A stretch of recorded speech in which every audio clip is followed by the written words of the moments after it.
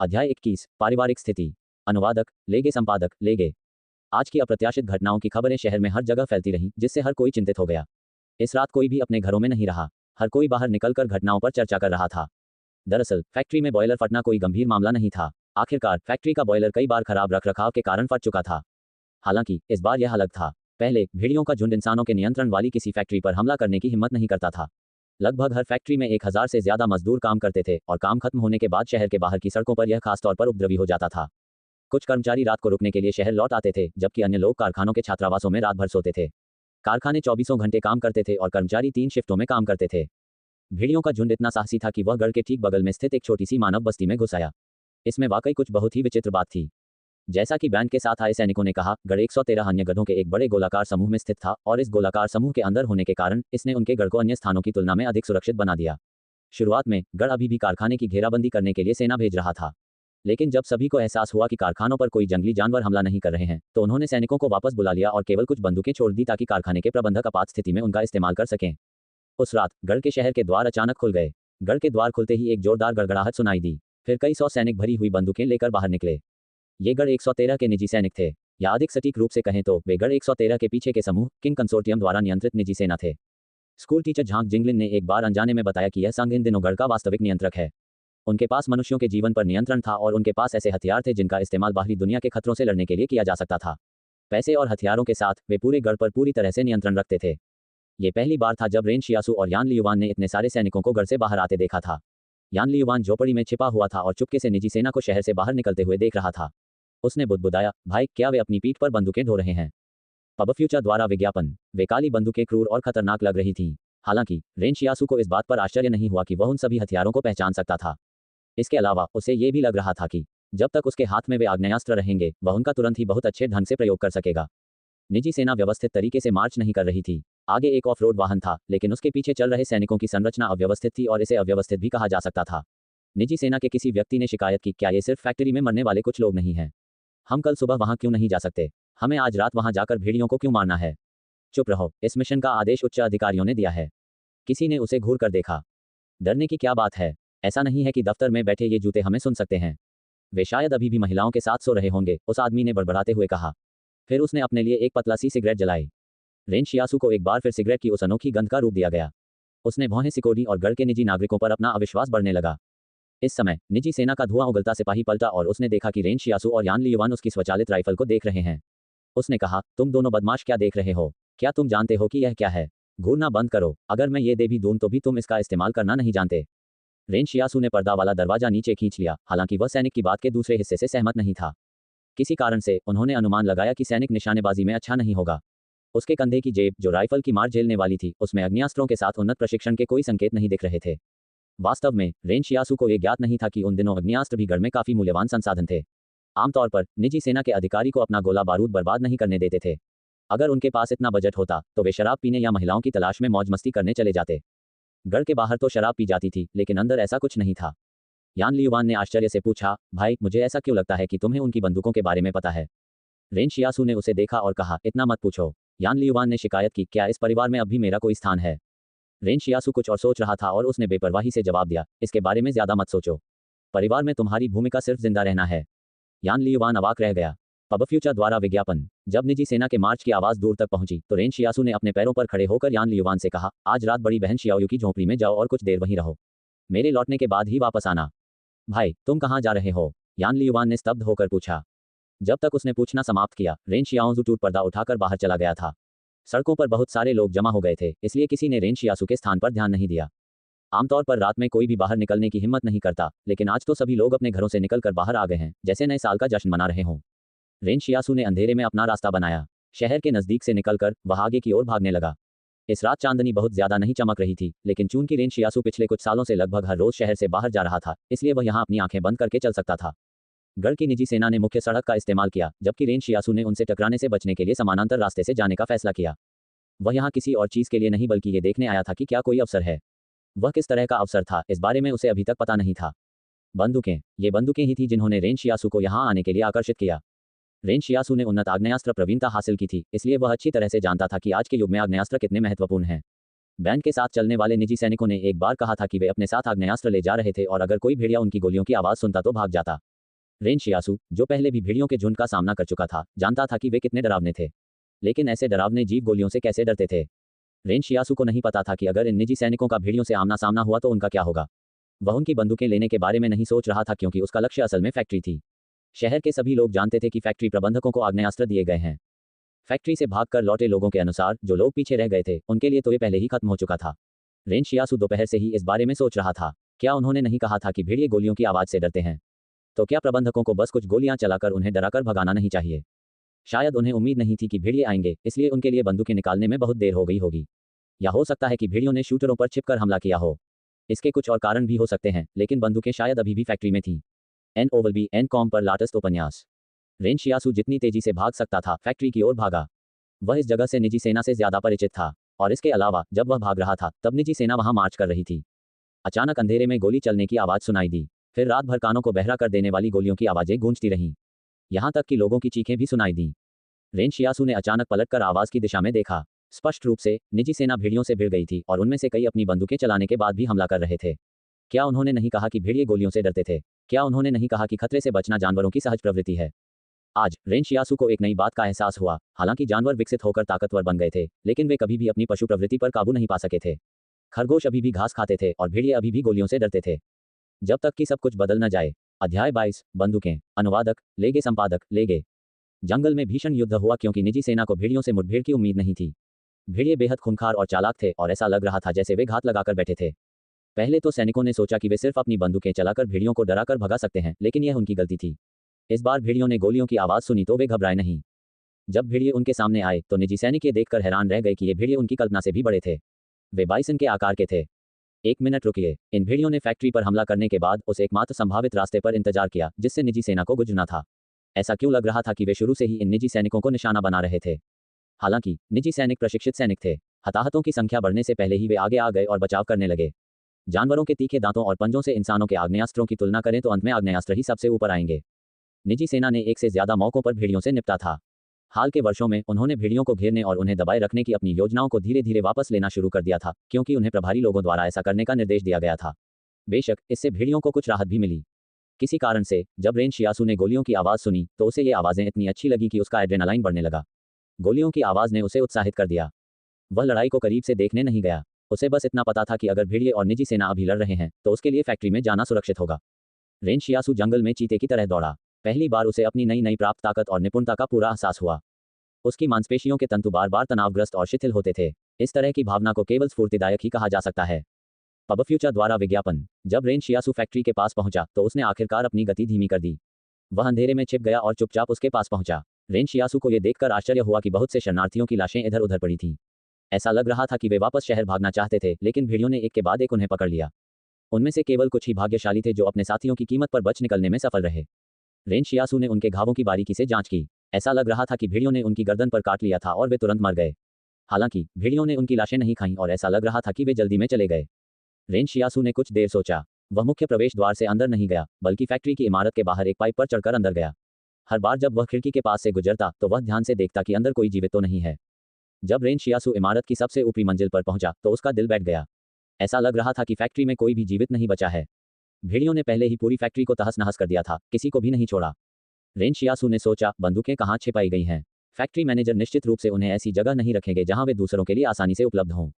Rain शियासु ने ऊपरी मंजिल की खिड़कियों के शीशे तोड़ दिए और इमारत में कूद गया।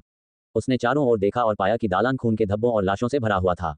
बड़ी फैक्ट्री एक नरक की तरह लग रही थी। अचानक रेन शियासु को एहसास हुआ कि कुछ शिकायतें हैं। सभी लाशें ऐसी दिख रही थी जैसे वे जीवित रहते हुए उसी दिशा में भाग रहे थे, जैसे कोई उन्हें उस दिशा में ले जा रहा हो। ऐसे महत्वपूर्ण समय में लोगों को एक ही स्थान की ओर गति के लिए क्या आकर्षित करेगा? रेन शियासु इस निष्कर्ष पर पहुंचे कि वह स्थान या तो बढ़ने के भंडारण का स्थान होगा या छिपने का स्थान होगा। वह इस मार्ग पर तब तक चलता रहा जब तक वह आधारों में नहीं पहुंचा गया। यह क्या आपातकालीन आश्रय था? वह आगे बढ़ती गई, इसलिए ही लाशें वहां दिखाई देने लगीं। रेन शियासु ने कल्पना की थी कि वह दृश्य कैसा होगा जब हर कोई भेड़ियों से घबराकर जीतने की कोशिश कर रहा था। वे किसी सुरक्षित स्थान पर भागना चाहते थे, लेकिन वे भेड़ियों से आगे निकलने के लिए पर्याप्त तेज नहीं थे। रेन शियासु एक लोहे के दरवाजे पर ले जाया गया। उत्साहित हर कोई इस जगह की ओर भाग रहा था क्योंकि वे अंदर जाना चाहते थे। भेड़ियों का कितना भी विकास क्यों न हुआ हो, वे अभी भी केवल मांस और खून ही थे। कई इंच मोटे लोहे के दरवाजे को तोड़ना अभी भी मुश्किल होगा। रेन शियासु को आश्चर्य हुआ कि लोहे के दरवाजे के पीछे अभी भी कोई है। वह काफी देर तक बेहोश रही, फिर उसने अपनी मुट्ठी 3 और 3 बार विस्फोट वाले दरवाजे पर दस्तक दी। लोहे के दरवाजे के पीछे से किसी ने खुशी से चिल्लाया, क्या ये निजी सेना है? तुम आखिरकार मुझे जीने आए हो। मैं अभी भी दरवाजा खोल दूंगा। ये कबूतर की लय स्पष्ट थी और यह किसी जंगली जानवर द्वारा नहीं की गई हो सकती थी। इसलिए अंदर मौजूद व्यक्ति ने रेन शियासु को निजी सेना का एक सैनिक समझ लिया, जिसे उसे बचाने के लिए भेजा गया था। पब फ्यूचर द्वारा विज्ञापन। तेज आवाज के साथ लोहे का दरवाजा खुला और अंदर एक आधी उम्र का आदमी दिखाई दिया। उसके पैर में घाव था और उसकी पैंट खून से लाल हो गई थी। जब उसने दरवाजा खोला तो वह सिर्फ एक पैर पर खड़ी थी। हालांकि जैसे ही दरवाजा खुला, दोनों पक्षों ने कार्रवाई की। रेन शियासु नीचे झुका और उस पर हमला करने के लिए तैयार हो गया।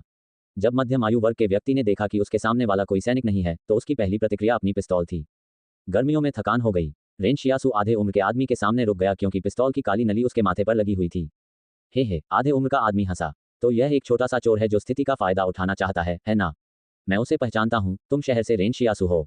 रेन शियासु ने भी उसे पहचान लिया। वह अधेड़ उम्र का आदमी वैक्यूट्री मैनेजर वांग डोंगयांग था।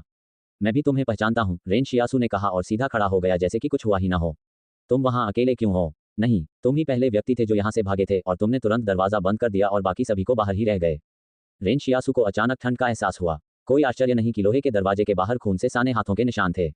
तो ये पता चला कि यह पागलों की पिटाई की वजह से था। जब लोहे का दरवाजा अंदर से बंद था तो उसे बाहर से सामान्य तरीके से असंभव था। वांग डोंगयांग ने हंसते हुए कहा, आपको ऐसे मामलों में खुद को परेशान करने की जरूरत नहीं है। अगर आप मुझे अभी शहर वापस ले जाएं तो मैं आपकी जान बचा लूंगा। और अगर मैं वापस ले जाने से मना कर दूं तो क्या होगा? रेन शियाओजू भी हंसने लगा। नवंबर AL.com पर नई कहानियां पाएं। वांग डोंगयांग ने कहा, फिर मैं तभी एक ही गोली से मार डालूंगा। उसके बाद मैं फिर से दरवाजा बंद कर दंगल और सेना के आने और मुझे बचाने का इंतजार करता रहूंगा। मैं गढ़ का निवासी हूं, इसलिए वे जरूर आएंगे और मुझे बचाएंगे। तुम्हें डर लग रहा होगा कि मैं सबको बता दूंगी कि कैसे तुमने यहाँ सभी को बेच दिया और उन्हें मरने के लिए छोड़ दिया, है ना? रेन शियाओजू ने हंसते हुए कहा। वांग डोंगयांग ने उस पर टिप्पणी की। चून की पिस्तौल ने उसे बहुत हिम्मत दी थी, इसलिए उसे बिल्कुल भी डर नहीं लगा। तुम्हें ये कैसे पता? रेन शियासु ने एक पल सोचा। पिता अपने बेटे को सबसे बेहतर जानता है। वांग डोंगयांग उलझन में था। फिर फैक्ट्री मैनेजर नाराज हो गए। क्या ऐसा लगता है कि मैं ऐसा नहीं मारूंगा? मैं एक और बात भी जानता हूं, रेन शियासु ने शांति से कहा। क्या? वांग डोंगयांग को इस बारे में बुरा लग रहा था। मुझे पता है कि मैंने बंदूक की सुरक्षा बंद नहीं की है और अब ऐसा करने के लिए बहुत देर हो चुकी है। वांग डोंगयांग की पुतलियां अचानक सैकड़ों गईं। उन्होंने शुरू में सोचा था कि यह निजी सेना है जो है, इसलिए उन्होंने वास्तव में इसके बारे में बहुत अधिक नहीं सोचा। लेकिन जब उसने देखा कि यह रेन शियासु था और रेन शियासु इतने अपराधियों के रूप में भाग गया था, तो उसके पास सुरक्षा को अलग करने के लिए पर्याप्त समय नहीं था। उसने सोचा था कि वह रेन शियासु को आसानी से डरा सकती है क्योंकि उसे लगता था कि उसके जैसे शरणार्थी ने पहले कभी बंदूक नहीं देखी होगी या ये पता नहीं होगा कि यह कैसे काम करता है। उसने सोचा कि वह तभी डरेगा जब उस पर बंदूक तान दी जाएगी। हालांकि रेन शियासु को गढ़ 113 के अधिकांश लोगों की तुलना में बंदूकों के बारे में अधिक जानकारी थी। अध्याय 23। Boss Luo. अनुवादक लेगे, संपादक लेगे।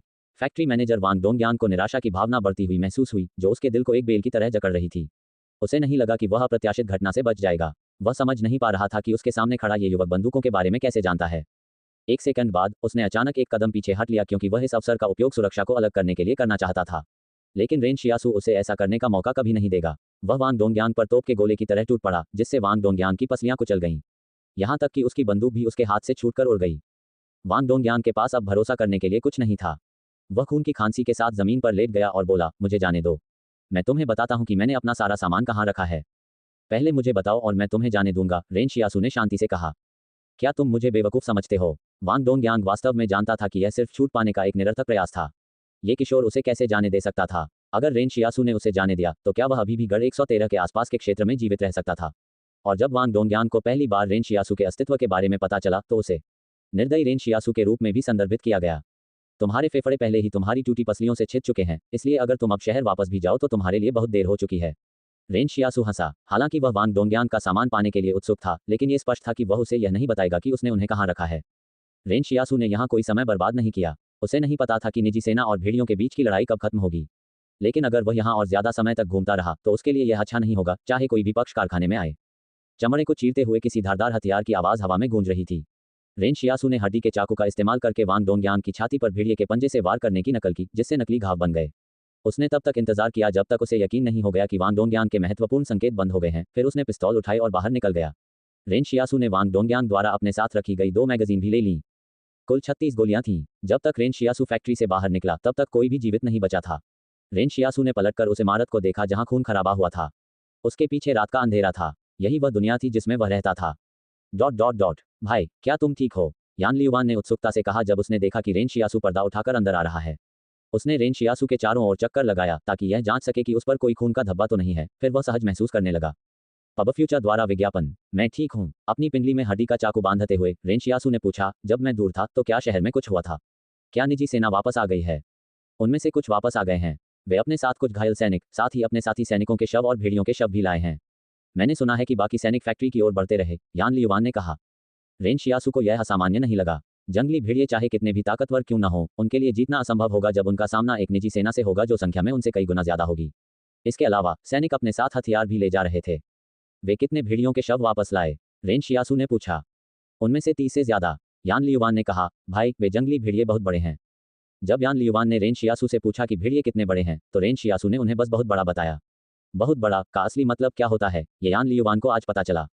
रेन शियासू ने भौहें सिकोड़ी। उसे खुशी थी कि वह फैक्ट्री में ज्यादा देर तक नहीं रुका, अन्यथा वह शायद निजी सेना से भिड़ जाता जो कुछ ही देर बाद फैक्ट्री में आ गई। ऐसा लग रहा था कि भेड़ियों को लगा कि उनका घात विफल हो गया है, इसलिए वे वापस चले गए। इसलिए उनके साथ लड़ाई ने निजी सेना को ज्यादा देर तक नहीं रोका। इसमें कोई आश्चर्य की बात नहीं थी कि जब वह वैकल्पिक मार्ग से वापस आया तो उसे जंगल में कोई गोली चलने की आवाज नहीं सुनाई दी। हालांकि भेड़िए और भी ज्यादा ताकतवर और चालाक होते जा रहे थे। अगर इस बार उन्हें छोड़ दिया गया तो शहर के लोगों को अगली बार उनसे और भी ज्यादा शक्तिशाली हमले का सामना करना पड़ सकता है। अचानक बाहर हलचल मच गई। रेन शियासू ने पर्दा उठाया और देखा कि क्या हो रहा है। पता चला कि निजी सेना के 10 सैनिकों का एक समूह ऑफ रोड वाहन में आगे की ओर चला गया था। वाहन में मौजूद एक अधिकारी ने कहा, जो कोई भी आज रात शहर से बाहर गए लोगों के बारे में कोई भी जानकारी देगा उसे अच्छा इनाम दिया जाएगा। रेन शियासू आश्चर्यचकित रह गया क्योंकि वह जानता था कि वे स्पष्ट रूप से उसे ही ढूंढ रहे थे। वे पहले ही फैक्ट्री में जाकर जगह जगह देख चुके होंगे। रेन शियासू ने सोचा था कि एक सामान्य व्यक्ति के लिए वांग डोंगयान के घावों की बनावटीता का पता लगाना असंभव होगा। हालांकि अभी भी एक महत्वपूर्ण समस्या थी जिसका समाधान नहीं हो सका। वांग डोंगयान की पिस्तौल गायब हो गई थी। अगर कोई इस समस्या का पता लगाने के बाद पीछे की ओर काम करता है तो ये पता लगाना आसान होगा कि क्या हुआ था। ये कुछ ऐसा था जिसे रेन शियासू रोक नहीं सकता था। सर्वश्रेष्ठ उपन्यास पढ़ने के अनुभव के लिए विजिट n0vl/b*i*n.com। भाई, यान लियुवान चिंतित हो गया जब उसने रेन शियासू को देखा। मैं ठीक हो जाऊंगा। रेन शियासू ने यान लियुवान का सिर वापस झोंपड़ी में धकेल दिया। रेन शियासू ने ध्यान से याद किया कि जब वह शहर से बाहर निकला था तो उसने मुख्य सड़क का इस्तेमाल नहीं किया था। अगर उसे यह बात सही से याद थी तो यान लियुवान के अलावा किसी को भी ये पता नहीं चलना चाहिए था कि वह शहर से बाहर गया था। सैनिक शहर के प्रवेश द्वार पर पहरा दे रहे थे। कुछ ही देर बाद सभी अन्य सैनिक भी लौट आए। शहर के लोग देख रहे थे। उसके तुरंत बाद निजी सैनिकों ने घर घर जाकर हर घर के भंडारण संदूकों और अलमारियों की तलाशी लेनी शुरू कर दी। वे लोग उस बंदूक की तलाश कर रहे थे। पब फ्यूचर द्वारा विज्ञापन। अचानक एक जानी पहचानी आवाज गूंजी, मुझे पता है कि आधी रात को कौन बाहर गया था। रेन शियासू ने पलट कर देखा तो वह क्लिनिक का डॉक्टर था। वह चेहरे पर मुस्कुराहट के लिए रेन शियासू को देख रहा था और उससे बहुत दूर खड़ा था क्योंकि उसे डर था कि रेन शियासू उसे मारने की कोशिश करेगा। निजी सेना का अधिकारी टहलता हुआ आया और पूछा, कौन? ये वही है, रेन शियासू। मैंने उसे अपनी आंखों से शहर से बाहर देखा, यूटोंग ने घमंडी मुस्कान के साथ कहा। रेन शियासू ने इस बात से इनकार नहीं किया। उन्होंने स्वीकार किया, उस समय शहर के आम शौचालय पर वह जोंग का कब्जा था, इसलिए मुझे शौचालय के लिए बाहर जाना पड़ता था। ही जोंग कौन है? क्या वह सच बोल रहा है? अधिकारी चिल्लाया। पास ही खड़ी हे जोंग के चेहरे पर हैरानी थी क्योंकि उसे पता नहीं था कि वह अचानक कैसे फंस गई। उन्होंने सचमुच कहा, सच में आज रात मुझे दस्त हुआ था। कई लोग इसकी गवाही दे सकते हैं। अधिकारी ने पलटकर रेन शियासू को देखा और मजाकिया अंदाज में कहा, तलाशी लो। ऐसा कहने के बाद वांग फुगुई अपने सैनिकों के झोंपड़ी में घुसने से पहले ही बाहर निकल गया। 1 मिनट रुको, वह ऐसा व्यक्ति है जिसे गढ़ के एक कुलीन व्यक्ति ने देखभाल के लिए चुना है। आप उसके साथ ऐसा व्यवहार नहीं कर सकते। अधिकारी दंग रह गया, क्या मतलब है तुम्हारा? दोपहर में गढ़ से बॉस लुओलान ने विशेष रूप से उसे संभालने का आदेश दिया। यहाँ तक कि खुद रेन शियासू को भी अभी तक इस बारे में पता नहीं है। लेकिन वह ऐसा क्यों कर रहा है, इसके लिए आपको खुद बॉस लुओ से पूछना होगा। हमारे लिए आपको ये बताना अनुकूल नहीं है, वांग फुगुई ने जल्दी से कहा। Boss Luo? अधिकारी थोड़ा हैरान था। हर कोई उसकी प्रतिक्रिया से यह बता सकता था कि वह बॉस को अच्छी तरह से जानता था जो लुओलैन के नाम से जाना जाता था। दरअसल ऐसा भी लग रहा था कि वह गढ़ में एक बड़ा आदमी था। अधिकारी ने एक पल सोचा और कहा, भले ही वह बॉस लुओ का आदमी हो, फिर भी हमें उसकी तलाशी लेनी चाहिए। ये बहुत गंभीर मामला है। मैं आज रात व्यक्तिगत रूप से माफी मांगूंगा और बॉस लुओ को समझूंगा। ये कहने के बाद सैनिक रेन शियासू की झोंपड़ी में घुस गए और उनके सामान की तलाश करने लगे। अन्य 2 निवासियों ने रेन शियासू के शरीर की तलाशी ली। 2 मिनट बाद जब तलाशी में कुछ भी नहीं मिला तो सभी सैनिक अपने सिर हिला रहे थे। अधिकारी ने रेन शियासू की ओर देखा, मुझे वह जगह ले चलो जहां तुमने शौच किया था। रेन शियासू ने शहर से बाहर निकलने के समय भौहें सिकोड़ी। उसे उम्मीद नहीं थी कि अधिकारी इतनी सख्ती से जांच करेगा ताकि कोई भी विवरण छूट न जाए। यान लियुवान जो उसके पीछे था उसे कुचलने वाला ही था। हालांकि रेन शियासू ने पलटकर कहा, वापस अंदर जाओ। यान लियुवान की नक्काशीदार लाल हो गया। रेन शियासू ने अधिकारी और सैनिकों को शहर से बाहर ले गया। उन्होंने मल के एक तालाब की ओर इशारा करते हुए कहा, वहां यह अभी भी बहुत गर्म और ताज़ा है। अधिकारी ने उसे देखा और फिर लोगों को दूसरे घरों की तलाशी जारी रखने का आदेश दिया। वे अब रेन शियासू की परवाह नहीं की। रेन शियासू आखिरकार राहत की सांस ले सका। सौभाग्य से वह अच्छी तरह से तैयार थी। शहर छोड़ने से पहले उसने आसपास के माहौल को देखा और वापस आने से पहले एक कारण सोचा। उसने न केवल शहर के बाहर बंदूकें दफनाई, बल्कि उसने अपने झूठ को छिपाने के लिए परिस्थितियों का साक्ष्य देने का अंतिम भाग भी रखा। शहर के बाहर ही शौच करके उसने अपनी नज़र यूटोन पर घुमाई, जो उसका पीछा कर रहा था। यूटोन ने जब रेन शियासू की आंखों में खंजर देखा तो उसकी पैंट गीली हो गई। अध्याय 24। Ren Shiyasu, drug dealer. अनुवादक, लेगे संपादक, लेगे। पहले तो रेन शियासू को यह समझ में नहीं आया कि क्लिनिक के मालिक यूटोंग ने सचमुच उसे शहर से बाहर जाते हुए देख लिया था या फिर वह जानबूझकर उसे फंसाने की कोशिश कर रहा था, जबकि उसने कुछ भी नहीं देखा था। बाद में उसे याद आया कि उसने उस समय यूटोंग को नहीं देखा था। रेन शियासू जानता था कि उसका व्यवसाय चुराने के बाद उसे यूटोंग से सावधान रहना होगा, क्योंकि हो सकता है कि यूटोंग उससे बदला लेने की कोशिश करे। आखिरकार ऐसे समय में लोगों से सावधान रहना हमेशा जरूरी होता है। ऐसे में अगर रेन शियासू को अपनी याददाश्त में ऐसे खतरनाक लक्ष्यों के दिखने का कोई आभास नहीं था, तो इसका मतलब ये जरूर होगा कि दूसरे पक्ष ने उसे शहर छोड़ते हुए नहीं देखा था। इसलिए यह संभावना से कहीं ज्यादा था कि यूटोंग जानबूझकर रेन शियासू को फंसाने के लिए झूठ बोल रहा था। जहां तक इस बात का सवाल है कि क्या यूटोंग ने उसे फंसाने में असफलता के परिणामों पर विचार किया था, रेन शियासू को लगा कि वह इतना समझदार नहीं था कि इस परिदृश्य पर विचार कर सके। अतीत में रेन शियासू यूटोंग की हरकतों को बर्दाश्त कर सकता था।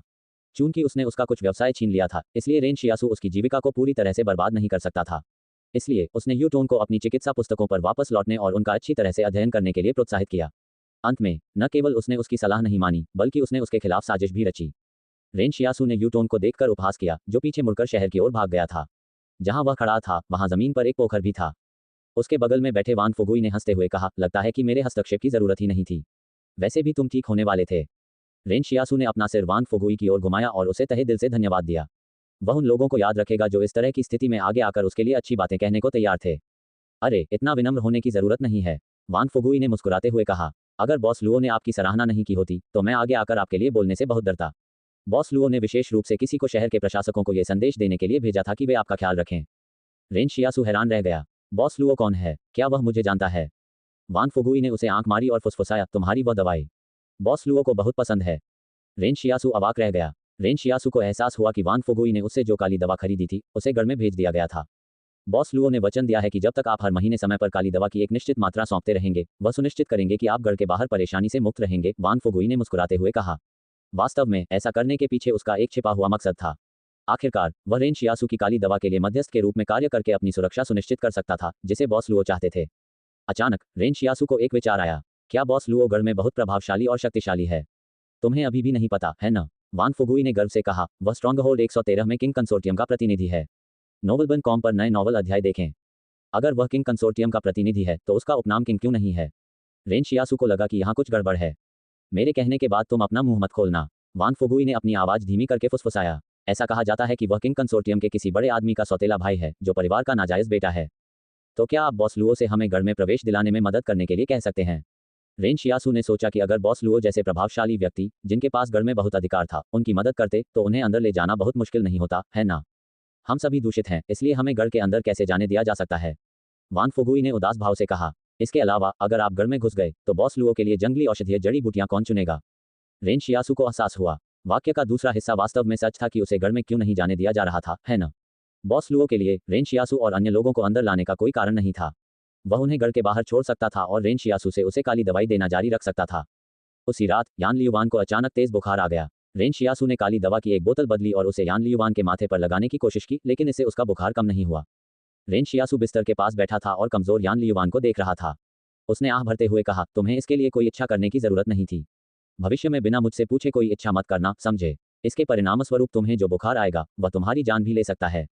यान लियुवान मुश्किल से अपनी आंखें खोल पा रहा था और उसने कमजोरी से कहा, लेकिन अगर तुम्हें कुछ हो गया तो मैं क्या करूं? रेन शियासू ने अपना सिर नीचे किया और बहुत देर तक सोचता रहा। ज्यादा जिद्दी मत बनो, मैं निश्चित रूप से यह सुनिश्चित करूंगा कि हम एक दिन साथ में आराम से जीवन बिताएंगे। हम अगली सुबह जब रेन शियासू पानी लाने के लिए शहर गया, तो उसे एक खबर सुनकर आश्चर्य हुआ। यूटोंग ने अपना सारा सामान और पैसे पैक करके रात में ही भाग गया था। वह रेन शियासू का सामना करने के बजाय जंगल में छिपे खतरों का सामना करना पसंद करेगा। किसी ने कहा कि यूटोंग गढ़ 114 में गया था क्योंकि यह गढ़ 113 के सबसे करीब था और भेड़ियों के दिखने की जगह के विपरीत दिशा में भी था। जब तक वह मुख्य सड़क से वहां जाता, तब तक वह ठीक रहता। रेन शियासू को समझ नहीं आ रहा था कि हंसे या रोए। यूटोंग तो डर के मारे भाग गया था। हालांकि कुछ ऐसा हुआ जिसने रेन शियासू को और भी हैरान कर दिया। चेन हेडोंग, जो गढ़ से भेजा गया एक प्रशासक था, उसके दरवाजे पर दस्तक देने आया।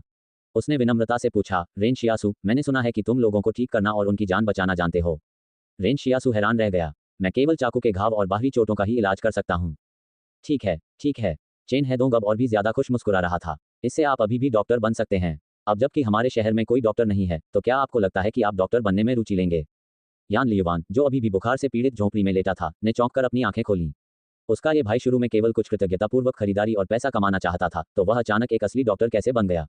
इसके अलावा वह शहर का अकेला डॉक्टर भी बन रहा था। उसके लिए कोई इच्छा भी नहीं करनी चाहिए। ऐसा क्या इसलिए था क्योंकि कल रात रेन शियासु की घटना के लिए वह अनावश्यक इच्छा रखती थी, जिसने किसी तरह उसकी किस्मत बदल दी।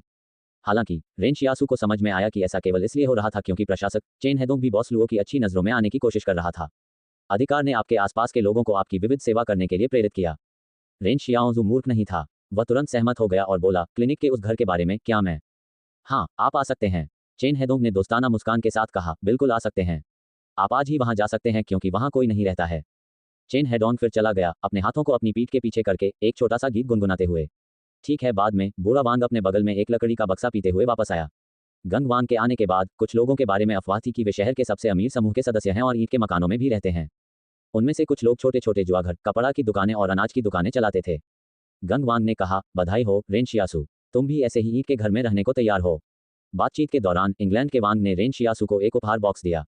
मेरे पास तुम और लियुवान के लिए एक छोटा सा उपहार है। तुम दोनों अभी भी बढ़ रहे हो, इसलिए इसे खाने से तुम्हारे शरीर को मजबूत मिलेगी। उत्सुकतावश रेन शियासु ने इसे खोला और एक पूरी तरह से भयानक देखकर आश्चर्यचकित रह गया। यह क्या है?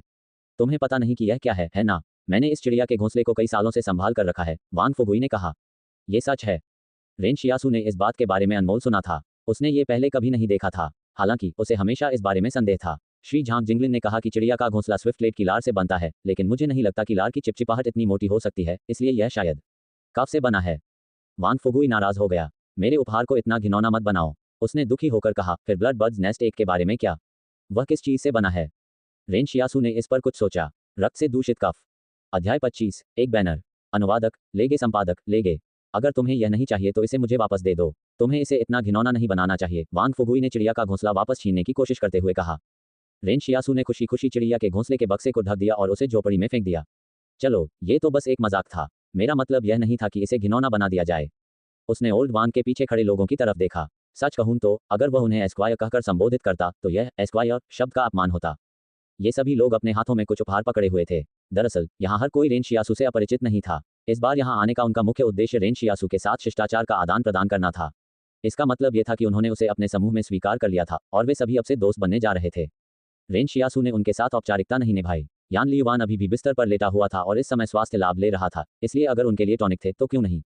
रेन शियासु, बूढ़े वांग ने उसे एक तरफ खींच लिया और कहा, तुम्हें जल्द से जल्द क्लिनिक में चले जाना चाहिए। क्लिनिक के पीछे 2 और घर हैं और इसमें 1 दर्जन से ज्यादा वर्ग मीटर का यार्ड है। बहुत से लोग पहले से ही इस जगह पर नजर गड़ाए हुए हैं।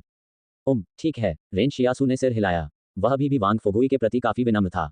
इसके अलावा बॉस लुओ ने अपने लोगों से आपको घर से कुछ चिकित्सा आपूर्ति भेजने के लिए कहा है। ये सभी काफी पैसे के लायक हैं। मैंने उन्हें पहले ही आपूर्ति क्लिनिक में भेजने के लिए कह दिया है। सबसे महंगी दवाएं सूजन रोधी गोलियां और एनेस्थेटिक्स हैं। आपको उन पर नजर रखनी चाहिए, वांग फुगुई ने फुसफुसाया। ऐसे लोग हैं जो सिगरेट न मिलने पर धूम्रपान की लत के विकल्प के रूप में एनेस्थेटिक्स चुरा लेते हैं। मुझे ऐसे मामलों में नुकसान उठाना पड़ा है। रेन शियासु हैरान रह गया। उसने नहीं सोचा था कि एनेस्थेटिक्स का इतना असर होता है। हालांकि यह अच्छा था कि कोई उसे मुफ्त में कुछ दे रहा था। और अधिक की उम्मीद करते हुए उसने पूछा, क्या उसने कुछ और भेजा है?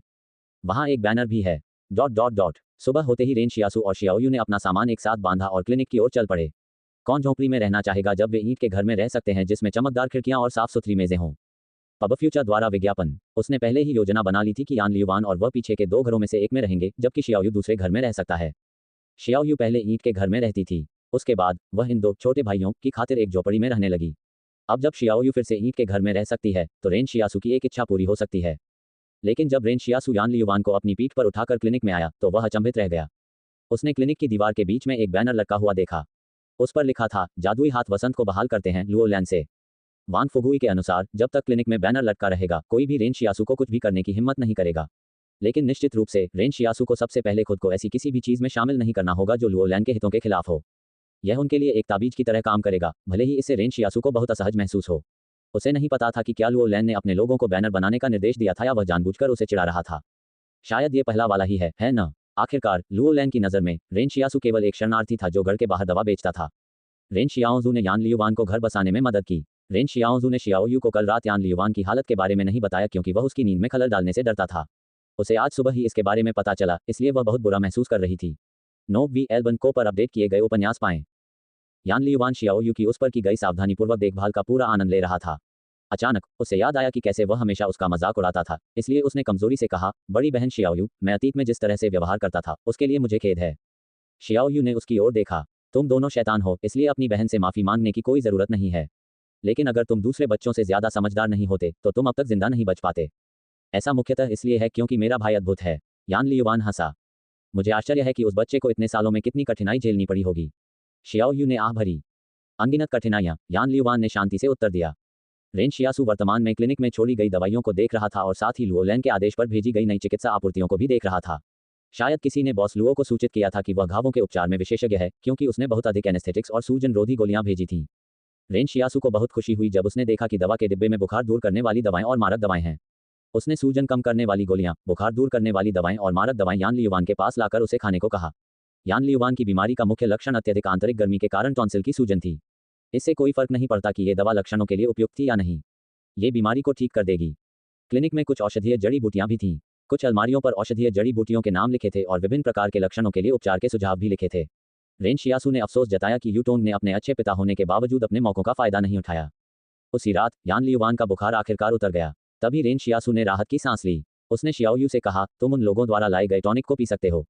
तुम और लियुआन उन्हें खा सकते हो। पब फ्यूचर द्वारा विज्ञापन। ठीक है, जियाओयू ने सिर हिलाया और खाना बनाने चली गई। हाल ही में वे तीनों भाई बहन की तरह थे और एक दूसरे के साथ सहज थे। कभी कभी भाग्य भी अद्भुत होता है। ये तीनों जो एक दूसरे के साथ फिट नहीं बैठते थे, उन्होंने ऐसा ही किया। जब शियाओयू बर्तन लेकर लौटी तो उसने रेन शियासु और यान लियुआन को खाने के लिए आवाज लगाई। रेन शियासु को अचानक कुछ याद आया और उसने कहा, शियाओयू, अब से तुम बगल में ही रहने वाली हो, इसलिए जब तुम शादी करोगी तो इस जगह को अपने दुल्हन के कमरे के रूप में इस्तेमाल कर सकती हो। शियासु के हाव भाव उस समय बदल गए जब वह रेन शियासु को चावल का कटोरा देने वाली थी। तुम इतनी जल्दी मुझसे ऊब गए हो। मैं बहुत खाता हूँ क्या, या पैसे बर्बाद करता हूँ? रेन शियाओजू दंग रह गया। बड़ी बहन शियाओयू, मेरा यह मतलब नहीं था। तो फिर तुम्हारा क्या मतलब था? शियाओयू ने कटोरा वापस ले लिया और द्वेषपूर्ण ढंग से कहा, रेन शियासु, तुम बहुत निर्दयी व्यक्ति हो। तुम मेरा प्याज हुआ खाना खा रहे हो और फिर भी तुम मुझे बाहर निकालना चाहते हो। भले ही मैं इसे कुत्ते को खिला दूं, मैं अतः इसे खाने न दें। फिर जियाओयू ने कटोरे यान लियुआन के हाथों में थमा दिया और कहा, चावल खत्म करो। यान लियुआन उलझन में था। इतना कहने के बाद शियाओयू सबसे पहले हंसने लगा। फिर रेन शियासु और यान लियुआन भी हंसने लगे। यान लियुआन को अचानक लगा कि जब वह हंस रही थी तो शियाओ कोमल और सौम्य लग रही थी। ये सिर्फ एक अफसोस की बात थी कि वह गलत युग में पैदा हुई थी। जियाओजू, भविष्य के लिए तुम्हारे क्या योजनाएं हैं? जियाओयू ने भाग्य हुआ पूछा। रेन शियासु ने कहा, फिलहाल मेरे पास कोई योजना नहीं है। मैं बस एक बार में एक कदम उठाने जा रहा हूँ। वह भी उस खोज हथियार के बारे में सबसे अधिक चिंतित था जिसे अभी तक सफल नहीं किया गया था। रेन शियासु की प्रारंभिक इच्छा ये सुनिश्चित करना था कि वह और यान लियुआन अच्छी तरह से जीवन जिएं। लेकिन जब उसे एहसास हुआ कि उसके पास एक महाशक्ति है तो उसे यह सोचने से खुद को रोकना नहीं चाहिए कि अब उसे और भी कुछ चाहिए। अभी तक दोबारा जाने वाला काम पूरा नहीं हुआ था। उसे अभी भी 10 पद का सबसे अच्छा इलाज करना था। उसे पता नहीं था कि नई खोज से उसे क्या इनाम मिला। रहस्यमय वेंडिंग मशीन के लिए क्या काली दवा के अलावा कोई और उत्पाद होगा? ये सभी अज्ञात बातें खोजे जाने का इंतजार कर रही थीं। यान लियुआन ने रेन शियासु को बहुत उत्सुकता से देखा। भाई, कल हम क्या करने जा रहे हैं? क्या मैं आपके इलाज में मदद कर सकता हूँ? रेन शियासु ने हंसते हुए कहा, क्यों? क्या तुम फिर से ठीक हो? हाँ, यान लियुआन ने उत्तर दिया। रात का खाना खत्म करने के बाद वह काफी खुश थी। मैं पहले से ही अच्छा महसूस कर रहा हूँ। रेन शियासु ने सिर हिलाया। अगर तुम ठीक हो तो स्कूल जाओ।